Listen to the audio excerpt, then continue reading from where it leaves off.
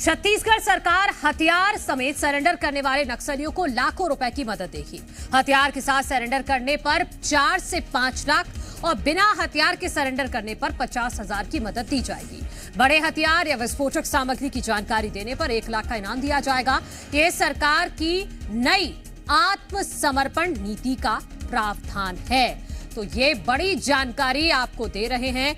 जो नक्सली हथियार के साथ सरेंडर करेंगे उनको सरकार की तरफ से लाखों रुपए की मदद दी जाएगी। हथियार के साथ सरेंडर करने पर 4 से 5 लाख रुपए और अगर कोई नक्सली बिना हथियार के सरेंडर करता है तो उसे महज 50,000 की मदद दी जाएगी। बड़े हथियार या विस्फोटक सामग्री की जानकारी अगर देते हैं नक्सली तो 1 लाख का इनाम उन्हें और दिया जाएगा। और ये सरकार की नई आत्मसमर्पण नीति का प्रावधान है। तो ये बड़ी जानकारी आपको दे रहे हैं छत्तीसगढ़ सरकार की तरफ से। अब जो भी नक्सली हथियार के साथ सरेंडर करेगा उसको लाखों रुपए की मदद दी जाएगी। हमारे सहयोगी सत्यप्रकाश ज्यादा जानकारी के साथ जुड़ गए। सत्यप्रकाश, ये नई आत्मसमर्पण नीति का जो प्रावधान है जिसमें हथियार के साथ सरेंडर करने पर अलग राशि, हथियार के बिना सरेंडर करने पर अलग राशि, डिटेल में बताइए। देखिए, और सबसे बड़ी बात यह है कि हथियारों के साथ और अत्याधुनिक हथियारों के साथ सरेंडर करने पे एक बड़ी राशि का प्रावधान किया गया है। मतलब कि समझिए कि जो AK-47 है उसके साथ अगर कोई आत्मसमर्पण करता है नक्सली तो 4 लाख रुपए तक का प्रावधान है। LMG के लिए 5 लाख रुपए तक का प्रावधान है। इसके अलावा भी इंसास और दूसरे राइफल हैं उसके लिए भी प्रावधान रखे गए हैं।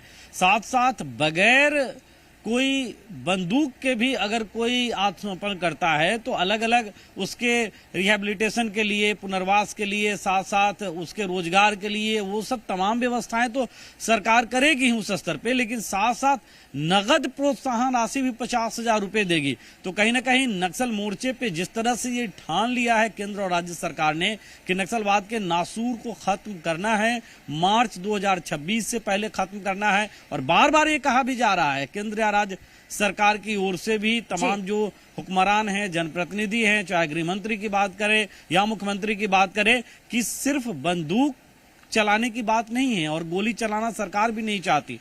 हिंसा छोड़े, एकमात्र रास्ता यही है। अगर बंदूक उठा के घूमेंगे जंगलों में तो फिर बंदूक चलेगी, गोली चलेगी, लेकिन हिंसा छोड़ के आएंगे तो उनका स्वागत है। और देखिए, ये जो नई नीति बनी है उस नीति में इतने बड़े और अच्छे अच्छे प्रावधान किए गए हैं कि कहीं ना कहीं ये प्रावधानों के जरिए कोशिश भी है सरकार की कि कम से कम अब तो नक्सली हिंसा छोड़ के मुख्य धारा में लौटे। बिल्कुल, एक तरफ जवान पूरी तरह से सामना कर रहे हैं नक्सलियों का और दूसरी तरफ ये सरकार की नई नीति भी सामने आ रही है नक्सलियों के आत्मसमर्पण के लिए। बहुत शुक्रिया सत्यप्रकाश आपका तमाम जानकारी के लिए।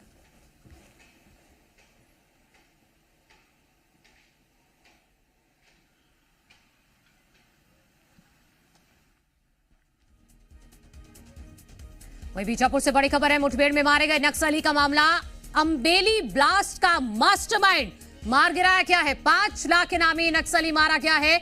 अनिल पुनेम समेत 3 नक्सलियों को ढेर कर दिया गया है। कुल 7 लाख के इनामी नक्सली मारे गए हैं। तीनों नक्सलियों की पहचान हो गई है। मौके से हथियार, गोला बारूद भी बरामद किया गया है। ये इस वक्त की बड़ी खबर आपको बता रहे हैं बीजापुर से। मुठभेड़ में नक्सली जो मारे गए हैं उसके मामले में अपडेट ये निकलकर सामने आ रहा है कि अंबेली ब्लास्ट का जो मास्टरमाइंड था वो मार गिराया गया है। 5 लाख इनामी नक्सली मारा गया है, बड़ी सफलता। अनिल पुनेम समेत 3 नक्सली ढेर हो गए हैं। कुल 7 लाख के इनामी नक्सली मारे गए हैं। तीनों नक्सलियों की पहचान भी हो गई है। मौके से कुछ हथियार और गोला बारूद भी नक्सलियों के पास से बरामद किया गया है। ये बड़ी जानकारी निकलकर सामने आ रही है।